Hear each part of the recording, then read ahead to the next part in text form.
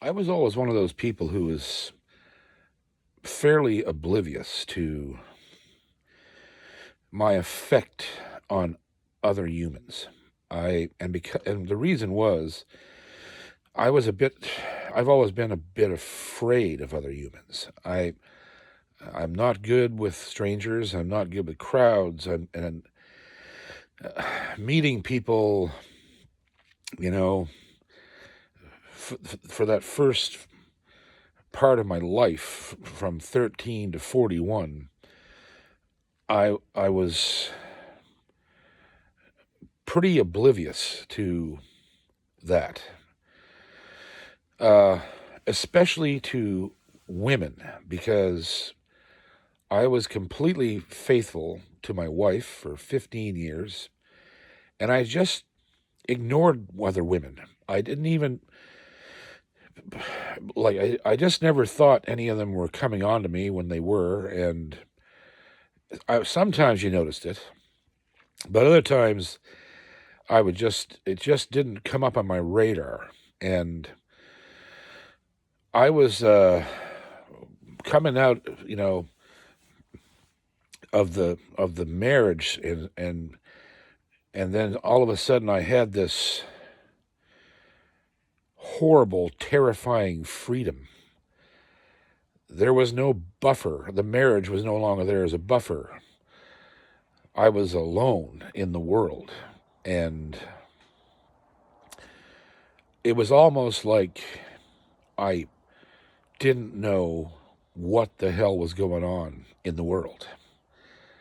I had been so consumed by my career and my marriage that I came out of that situation as a child almost. And I also was of the opinion that I was looking at myself, and I was I was a 41-year-old, fat guitar player with a bad back and a long history of unsuccessful relationships.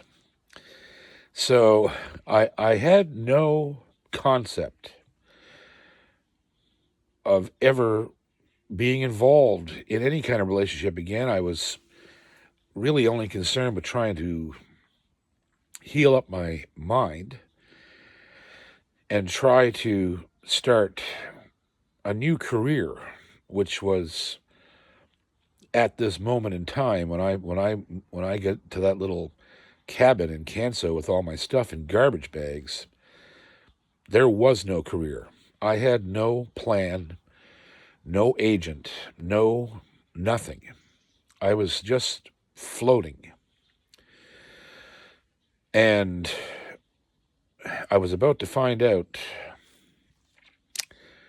much to my detriment, for the most part, just how many women were attracted to old fat guitar players. I noticed over the past years that there's this thing they call it, that's a trend, that's called the dad bod, where, you always see these memes and stuff, but there's women, hot women, like guys with meat on them, like a dad buff, overweight guys, right? I think I invented that.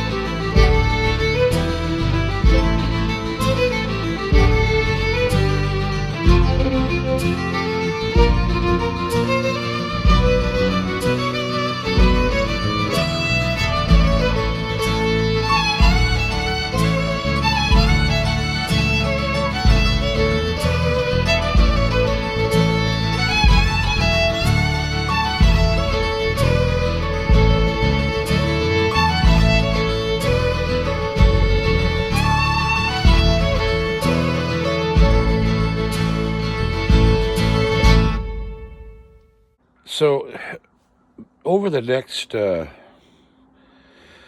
the next 7, I'm just gonna.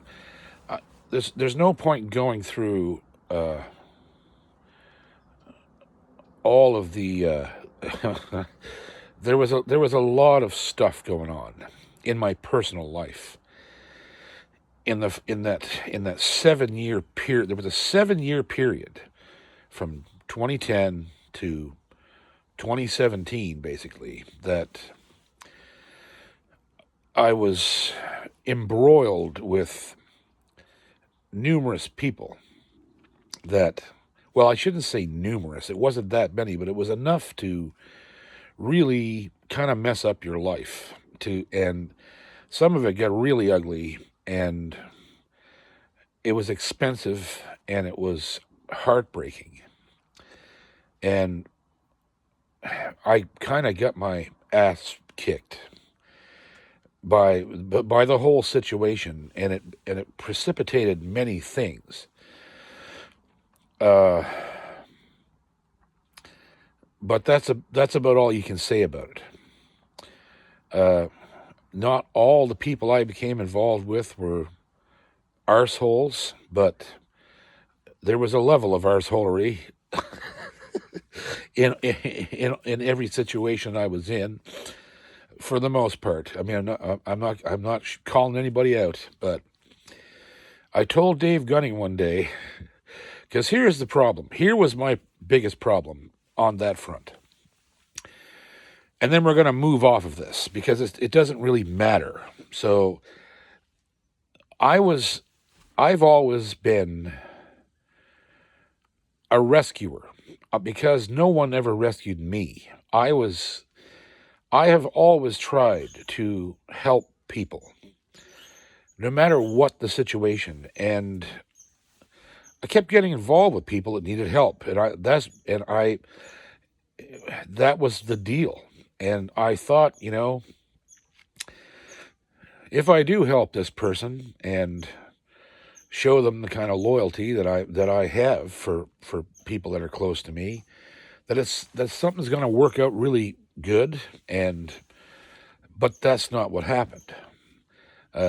So I spent those 7 years, kind of 6-7 years, just kind of floating around, investing in people and trying to get a foundation started because I, at the end of the day, am, I don't like being alone that much. It's okay for a while, but, everybody needs somebody. You got to have someone in your life that's, your buddy and your partner and all these things. So, I told Dave Gunning one time, I cracked him up bad, because he was watching all of this go on from the outside, and some of it was really, really dark. And he said, "Man," he said, you've just got too many things going on. He says, "I can't believe how many people are chasing you all the time." And I was like, "You know what, Dave?" And I don't mean that. I don't mean this as any kind of insult to the other gender, but I mean, sometimes these things are true, right? And I looked at Dave. I said, women for me right now is just like a Coke machine. You press the button and another one comes right out. The only problem is I'm putting $50,000 in the machine every time.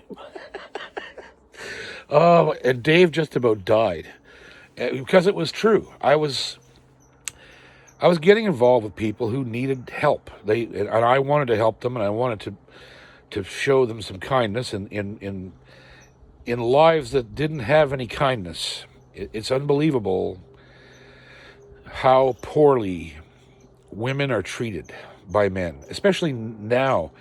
But that really hasn't been any difference. I mean, it's not something. That's what just floors me. Like, we've made so many advances as a society, but yet I kept meeting people that had been abused and mistreated and had horrible relationships, and just, uh, and I was just looking at it going, Jesus, I got to do something to restore this person's faith that there's not, every man is not an asshole, right? And so that was what was going on, and it was a comedy of errors, and so yeah, so that's where I floated through that minefield for 7 years, the better part of 7 years, and it did have a profound effect on me, profound. I got I got hard. My heart got broken a million times, and I there it grew a callus, and I stopped doing that. I stopped being the rescuer. I just stopped. I was just like, that's enough of that shit. And so anyhow, it had a profound effect on me personally, and also on my music, because I literally got two albums from my relationships with these people. Two albums, two whole records I wrote. One of which was completely ignored, which I don't understand why, because it was a fantastic record, and was really So okay, I'm jumping ahead because okay, so I gotta go back to the beginning here because there's a lot of shit to unpack. So the first thing that I had to deal with was divorce. It was obviously that's why I left, and I was afraid. I was really I knew Hilda's temperament, and the way that I left wasn't very flattering, and she had she had threatened me many times before to remove all my intellectual property from me. Sue me for the ownership of my music, my masters, or a share thereof, or all these things. And she had no part of it. She was not a writer. She didn't do arrangements. She wasn't on the most of the records, and I knew that legally she probably could get it done. And I was shitting in my pants because my career was gone. There was no career. I was just sitting in a cabin by a lake with no gigs and no plan. And I started to liquidate things to get money, so that was good enough. I did that, and then so I went to a lawyer, and I went to my lawyer, and he's a really, really good lawyer. And I just said, listen, he said, how do you want to do this? And I said, I want a no-fault divorce. The only asset that was legally tied to both of us was the house. And I felt, I got to figure out what she wants to do. Are we going to, do I just keep paying for the house, or are we going to sell it and split the proceeds? Because I knew what that house was worth. And I figured, man, if we sell that place, she can make out like a bandit. And so I basically told my lawyer to draw up the separation agreement, and I was going to take all of the marital debt myself, which was about 400 grand.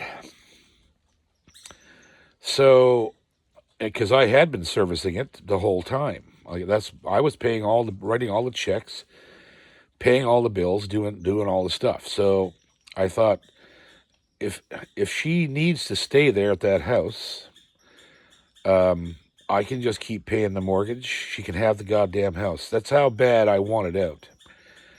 And so that was fine. I sat back for a while, petrified that she would come back with a vengeance and just ream me. But amazingly, and again, I have to credit her with this. instead of doing something absolutely horrible and decimating to me, she came back and agreed to a no-fault divorce,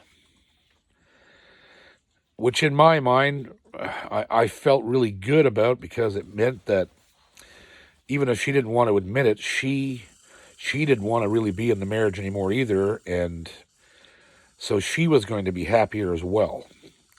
But she could not have been more lenient and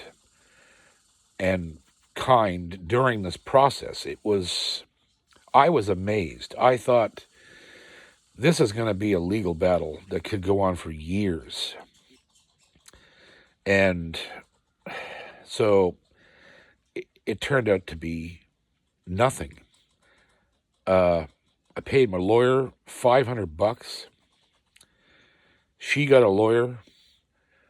Basically, at the somewheres in the first year, they said, because I was paying the mortgage and her car payment and all the bills, and I was keeping everything up, and she just said, well, I don't. What am I doing? What am I going to do in this house? This huge house alone. So it was decided to sell the house, and we would split the profit of that 50-50, which I was great with because I knew what the house was worth.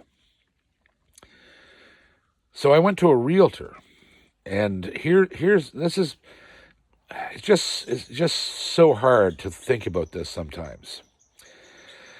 I went to a realtor and to list the house. And she said, what do you want for the house? And I said, well, I want at least $500,000. It's a 4,000 square foot house, completely secluded on 23 acres of oceanfront in Cape Breton. Like, it's worth more than that. It's probably worth $1 million, but and so the realtor was going back and forth with her. And for some unknown reason to me, I don't know what anybody was thinking, but the realtor came back to me and said, we can't get that for it. You're going to have to ask a lot less. And I was like, what do you mean? Well, everyone is of the mind that it's not worth that, and we don't want the house. We want quick sale, blah, blah, blah. And I just thought, this is ridiculous. The price we ended up asking was $300,000, and they put the sign up in the driveway over there, and the house sold in a week, 1 week, and it went for $269,000. So by the time everything was done, Hilda and I only got just under 30 grand a piece. That's it. And it was sad. I just thought, because I lost all of my money, I had to put that 30 grand into the bills to get everything paid off. And so, but she did okay because she didn't have to spend any of that money, and we got her car paid off. And I thought, well, at least she's got that, right? She got a nest egg, and she never complained about a thing. She took the money and ran, right?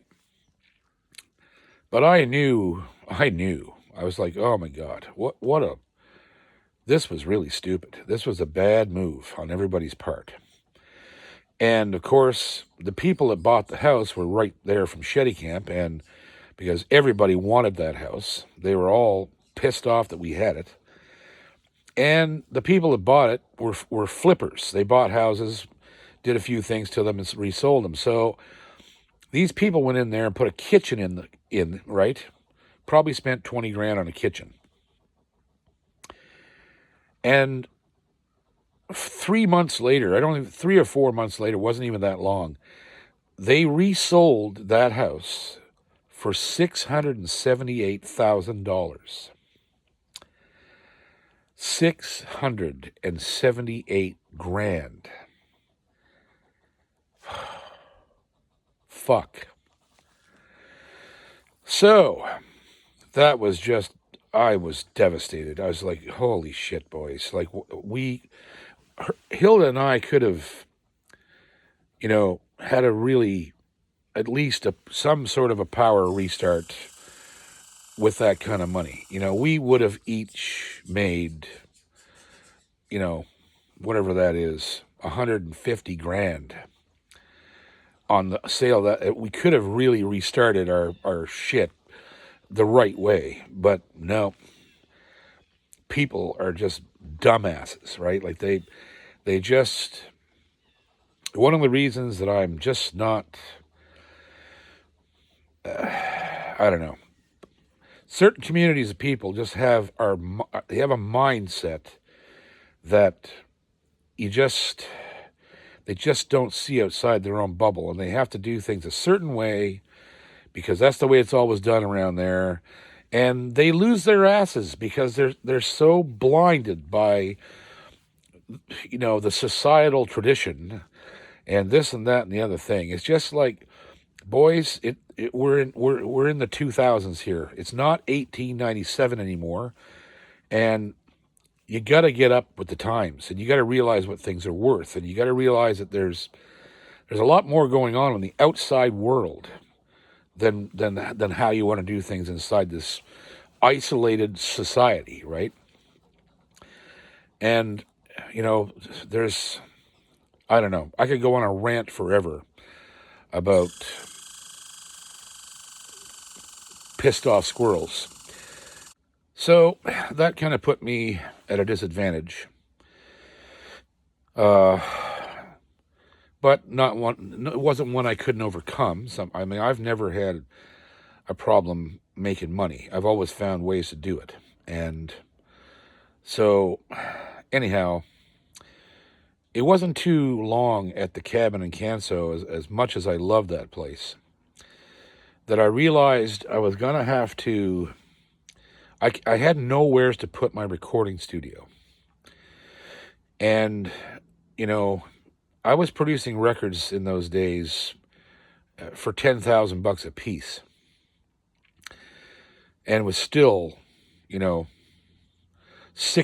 less than other studios. Like, in those days, it still cost, you could easily spend 30, 50, 100 grand on making a record in a traditional studio.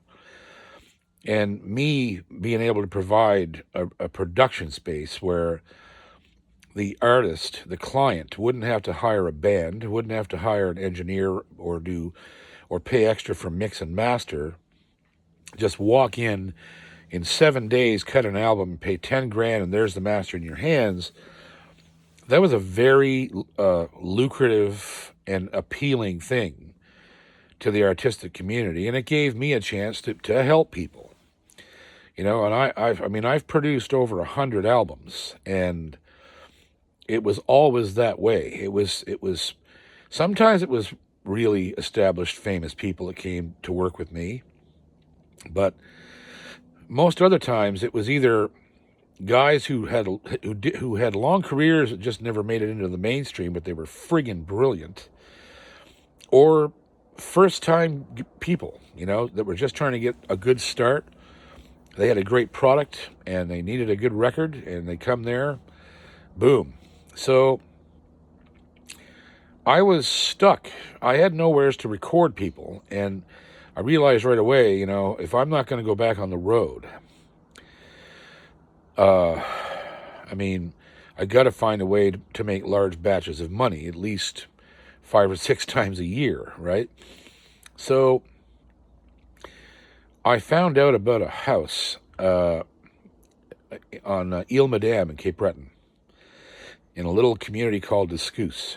And So it was a very small house. It was what they called the captain's house, and it was right on the water, and I mean 10 feet away from it, in the harbor there in Discouse, and it was relatively inexpensive. And I hadn't been a renter for 15 years, and I that was another thing I was, childlike about. I had been so long removed from sort of everyday things that I was just like, okay, well, this should be no problem. And so I rent this place, but I immediately find out, and this wasn't the first time this was going to happen, the property was involved in a divorce of its own. I rented the property from the wife, the ex-wife, but ended up dealing with the ex-husband for everything. And so that was a bit of a nightmare, ended up being a bit of a nightmare. They were nice people, but so anyhow, I went in there and I loved it there. It was isolated. It had high-speed internet. It was, because it was a French school, a community, and it had Eastlink high speed. It was just great. And so I tried setting my studio up. There were two very small loft, like upstairs bedrooms in this place. So I put the studio for a time in one of the upstairs bedrooms, but it was very small. But I produced 2 or 3 records in that room. One of them was for Chuck Brodsky, who's one of my favorite singer-songwriters. I've produced 5 albums for him. And so he came and cut a record there. And I did several others. And after a while, realized that, the house was better utilized basically as a studio with some living space thrown in. So I ended up moving the studio downstairs. And it was part living room, part studio. It was a really cool place to work, because you could just walk in. You walked in the front door of that place and you were like, wow, one side of this little room is a studio. The other side's got my office and my desk. And then there's some chairs and whatever, and a nice kitchen around the corner. And the whole back of the house was all windows, and you could see the water. It was just a nice spot. So that was that part of things taken care of. But at the same time, I was not getting any. My touring career and my writing career. My touring career was non-existent. I was getting some work, and it was always me and the boys, and we were not making very much money, and I couldn't pay them much, but they loved the gigs, so they stayed on with me. I asked different people, in my circle in the industry to help me, to either book me or manage me or do whatever, and different guys came in and tried and tried to keep things moving, but it was a real slow time, and it just wasn't really happening. It was just like, I was doing more as a producer and sort of just I was floating. I didn't have any direction. And that was kind of sad. It sucked that I was in that situation. But at the same time, it started to affect my own opinion of my career. I started to question whether or not I really needed to go back to touring, like at the breakneck pace I had been doing my whole life. And I was 41, 42 years old. I was thinking, like, Jesus, like, how much longer can I really put myself through all this? And so, and sadly, the the different relationships I was in were beating the shit out of me, like pounding me, breaking my resolve, and just I was just like, I'm not sure what the hell I'm doing right now. Some of that stuff just put me in holes I couldn't get out of, in my head, in my heart, in all these different places, and then at that time I started to move around, basically based upon the people I was involved with, which was a very stupid idea. But again, you know, I was I was trying to help the people I was with and do the right thing and blah blah blah. And so at one point, I I had the little house in Discoos, and I rented another house on the island to live in with this person I was seeing, and she needed to be there for reasons in her own life, and so that was fine. And then that didn't really work out too well. She needed to move closer to Sydney, so all the while I'm keeping the Discoos property open so I can record there and make money. And so I go to Sydney, and I rented a temporary apartment furnished with a temporary rental furnished. It was really funny.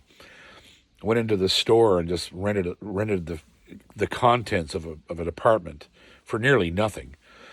And I went through a temporary agency that houses you while you're waiting to find something else. So I was in this apartment in the top floor of this little building, and the friggin' floors in there were just like a golf course. It was hilarious. If you put a ball by the bedroom, it would roll right into the kitchen at 100 miles an hour. And so I was in there for a little while and looking for a place, and finally found a little house, a bungalow outside of town, moved over there.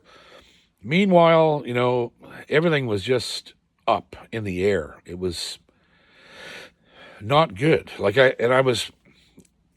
The more I went down that rabbit hole inside these relationships, the further I got from being J.P. Cormier.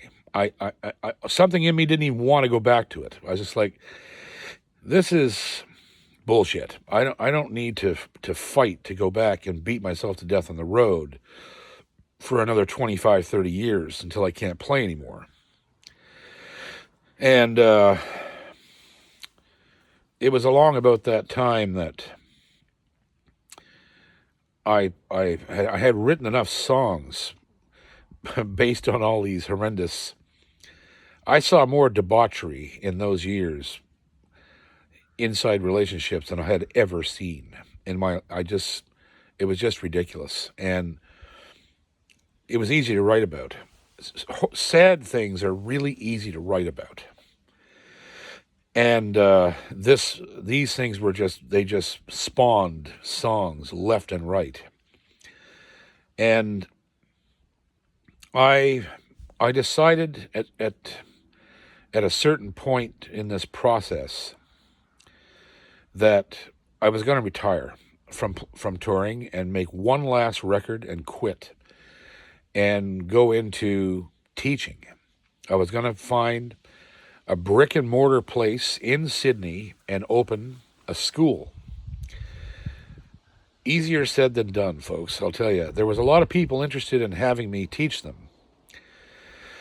But the people you had to deal with around there that would provide you the space, and it was a nightmare. And I had a guy helping me, a good friend of mine was trying to help me with all of this stuff. And it was just a nightmare. It was just like, why can't this just be cut and dried and easy peasy, and I want to rent this space from you or whatever, and I'm going to come in here and teach people to play music, and it's all good, and everybody's going to do well.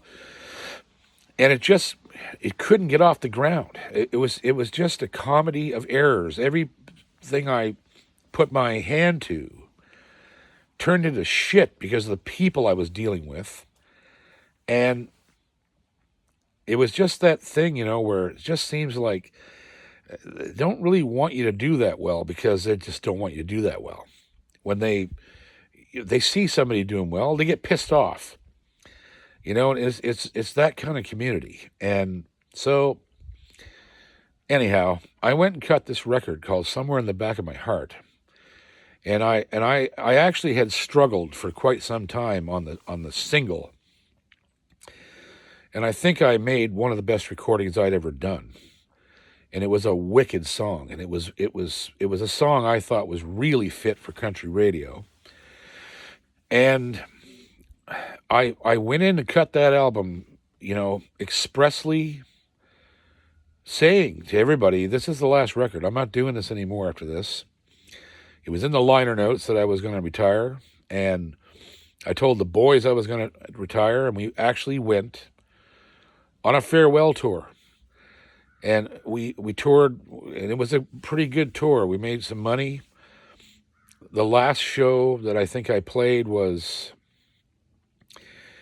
in U's room in Toronto. And so I was done. I really thought I was done. I thought there's just no, I can't. One of the big things that was going on, to be honest with you, is that I still had it in my head that because Hilda told me so many times over the years that I couldn't do me without her, that there was nobody who was going to, the reason that I had any success at all, because I had her. She was a one-man band, and which was true. She was a one-man backup unit. It wasn't very, it wasn't very diverse, but what she did was solid.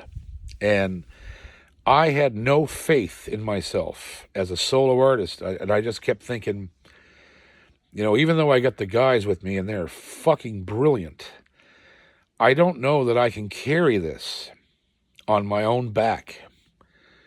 And I had, she was telling me, and different people were telling me that, maybe some of the musical choices I was making were not right. Blah, blah, blah. It was just, there was so many outside pressures in that short amount of time that I felt quite confident that I should quit. And I didn't really receive a lot of resistance to that. I just didn't. Because I think people could see that I was a bit lost. I was a bit lost. I was still making good music and playing well and doing certain gigs. I was still doing Celtic Colors every year. I was still doing, Kemp Shore, and all these things were happening, but my heart wasn't in it. And my heart wasn't in it because of my personal life was still in a utter ruins, right? From all of these horrible situations I kept getting myself into. And so I went and made this last record, in quotations, and put out the word, that's it, I'm done. I can't do it anymore. So I then concentrated on trying to, start this school. And I really was keen. I've always been keen to teach. And so that's where everything seemed to sit for quite a while. I think I should also clarify something too, that that I haven't really talked about at all on this series. And I suppose this happens to everybody, I think, at a certain time in their life. Hilda and I never had any children.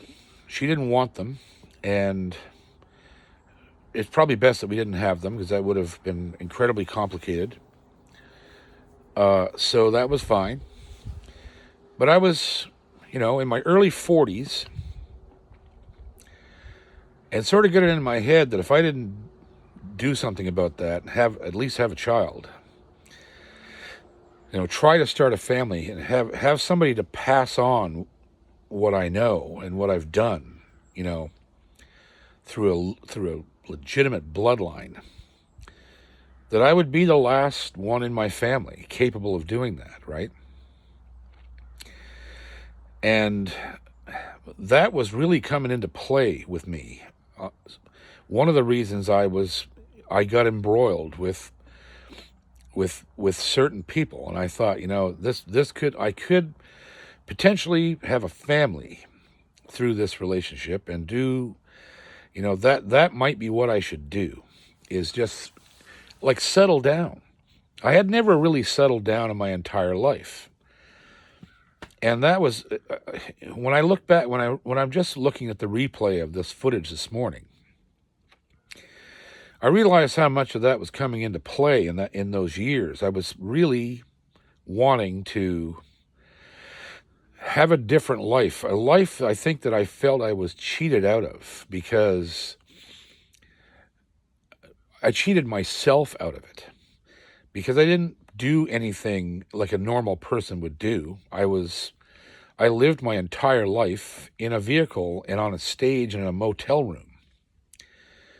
And I thought, wouldn't it be grand to just have a wife and a child and a home, and don't have to run around the world every week and find some other way to utilize my skill set so that I can concentrate on having a normal life, like a life that, and I don't even know if that's the right word, because now that's not really normal. People aren't choosing to have kids, and the white picket fence family dealy thing is not necessarily even important now, right? So I don't even know how important it's ever been. But there was definitely something in me, and it's funny to say it, right? Because women talk about it all the time. Their biological clock is ticking. They have an urge to reproduce, right? Well, I think men have it too. Men look around and go, man, I wish I had a family. And so that was something that was at play, and maybe even subliminally, like subconsciously to me, there was a thing in the back of my mind. It was like, if one of these situations can work out, I can have a more structured life and pass down my life to a little child, right? That I can help, I can raise and teach, and that was at play. It was really strange how all of this came about, because it was just, while I was in my marriage, I never really thought about it. But when I got out in the world, I was like, holy shit, I didn't do anything. I just played music, and I made money, and I traveled, and and that was my life for 15 years, more than 15 years, because I was doing it before I got married. So I suddenly was like, I have to do a lot of living. There's a lot of living that I didn't get to do that has nothing to do with my career. And I mean, I'm quite sure that this is a universal topic. This is not something that's specific to me or unique to me at all. I've talked to other people that have gone through all these things. All of that was at play. And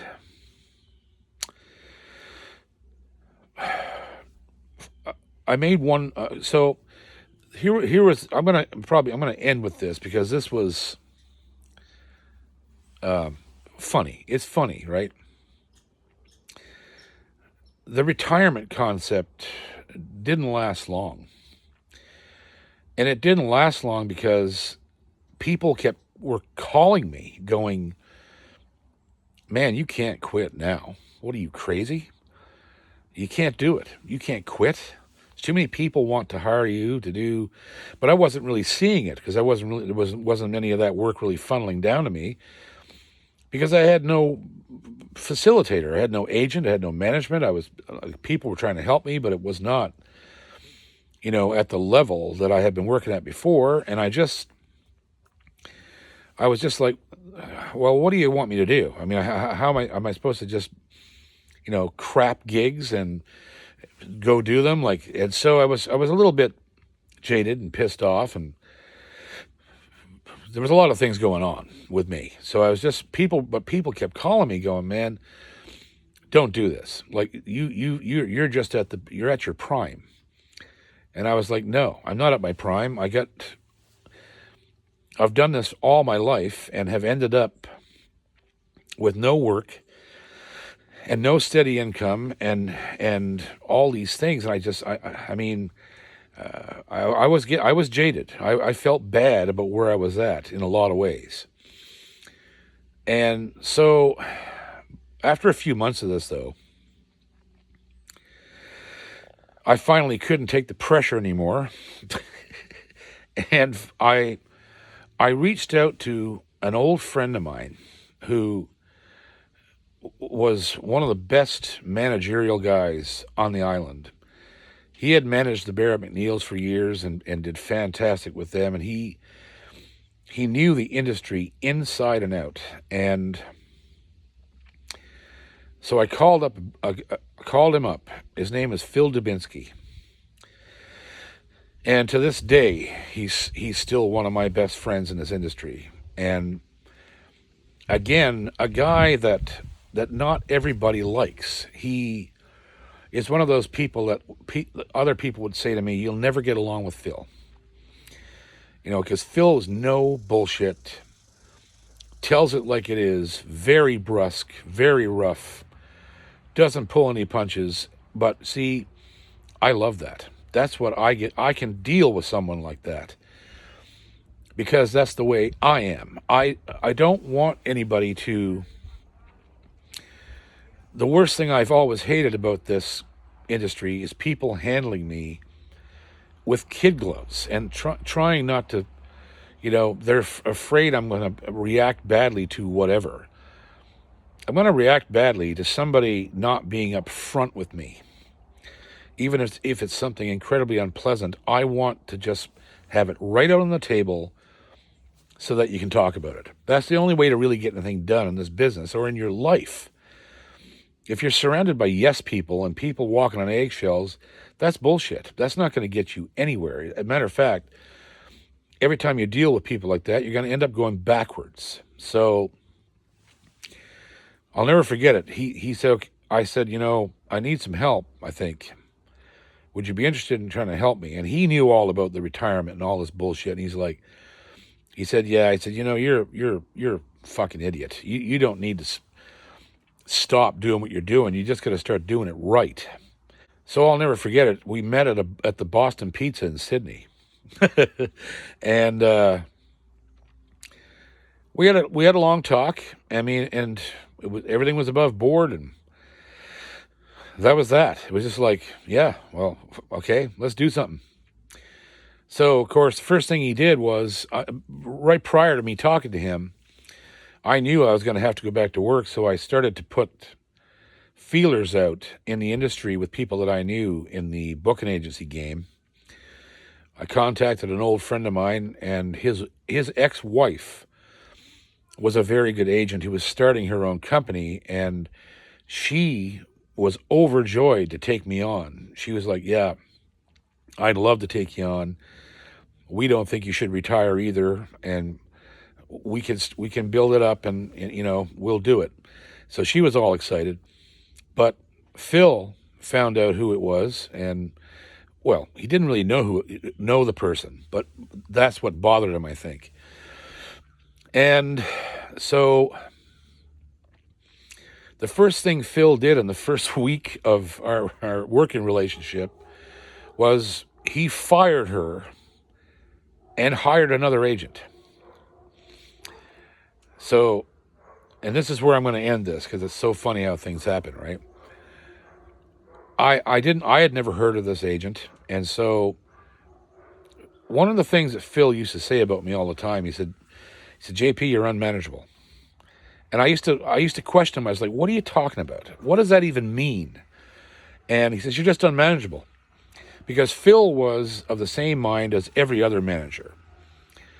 The artist is supposed to have no involvement in his own career. None. If the manager says do this, you just go do it. You don't ask any questions. You don't do any research. You don't you just don't question anybody. You don't question anybody who's supposed to be in charge of whatever aspect of your career. And I think that's stupid. I think it's really dangerous to do that, even though Phil would never have done me wrong and never did. But when he hired this other agent that I had never heard of, Phil called me and told me, he says, I fired her. I was like, what? He said, yeah, we don't want her. We're going with this guy. And I was just like, I didn't know what to do because I had worked a few weeks on getting her. And again, this was like a mirror image of some of the other things I'd experienced. And that seems to be every time I get involved with management, that's what they did. They fired or dismantled my current booking infrastructure and business infrastructure and just tore it apart and started brand new with their own thing. And I freaked out. And I started researching this new agent, and I started to look around, and I looked at his website, I looked at him, and he was like, I said, this is pretty cool. This guy books David Francie, Fred Eaglesmith. He had a really nice roster, but I still didn't know who he was. So I was on the phone with Phil one day, and he's like, yeah, the new guy is going to be awesome, you see. And I said, yeah, I think he's going to be fantastic. I took a look at what he's doing. I think I even contacted him. Of course, Ryan, being a good, I just gave away his name, but that agent was Ryan Hership, who's now been with me for 10 years. The best agent I've ever known in this entire business, ever. And Phil found out that I was checking Ryan out, and boy, did he get pissed. He called me up. He said, man, what are you doing? And I said, what? What did I do? He said, you don't go behind my back and check out my choices. He said, I know what I'm doing. And he got really, really angry with me, but it passed. Me and Phil would get pissed off at each other all the time. It would last about 10 minutes. And that's one of the reasons I loved him and still love him. But that time that happened to me inside my career, where a management official, made a decision without asking me and without caring, because he knew what he was doing, right? He chose Ryan Hershap for me. And I owe Phil Dubinsky everything for that. Because my relationship with Ryan has been the healthiest and most lucrative one I've ever had in my entire career. And I hope to God that he stays in the business as long as I'm still out here working, because couldn't do what I do without him. And Ryan would prove to be completely invaluable for the rest of this story. From that moment on, about 2012, I think is when I started. Yes, it was 2012. His input into my career was just insurmountable. There's no way to measure it. But Phil wouldn't end up staying very long. But that's another story, and a good one, and funny and good. Me and Phil, to this day, are still great friends. And I think, to close this out, with all of the turmoil that was happening in my personal life and my career and my vision for my own future, there were some tremendous personal relationships being built in my career that have stayed until this day, because I didn't let my personal life taint them. And I don't know how to say that that's important to not let your personal life get too involved in your business, no matter what it might be. I mean, there's no way to understate that. Or overstate it, I mean. You, in your career, especially as a musician, because musicians are so public, you really can't let the dark underbelly show. If there's problems in your life that are not music related, career related, you don't want that. You just don't want to show that to people. It's very, it puts a mark on you don't want. And it's unfortunate, but it's true. So these early couple of years that I spent, single, well, not married, I guess you'd say, were incredibly important. The dark sides of it fueled my writing, and I wrote some great songs from it. But I stopped letting it influence the rest of my career. I kept all of it to myself, except in song, and everything worked out. It wasn't an easy road, and it would get a lot harder before I finally, found out where I was supposed to be in my personal life.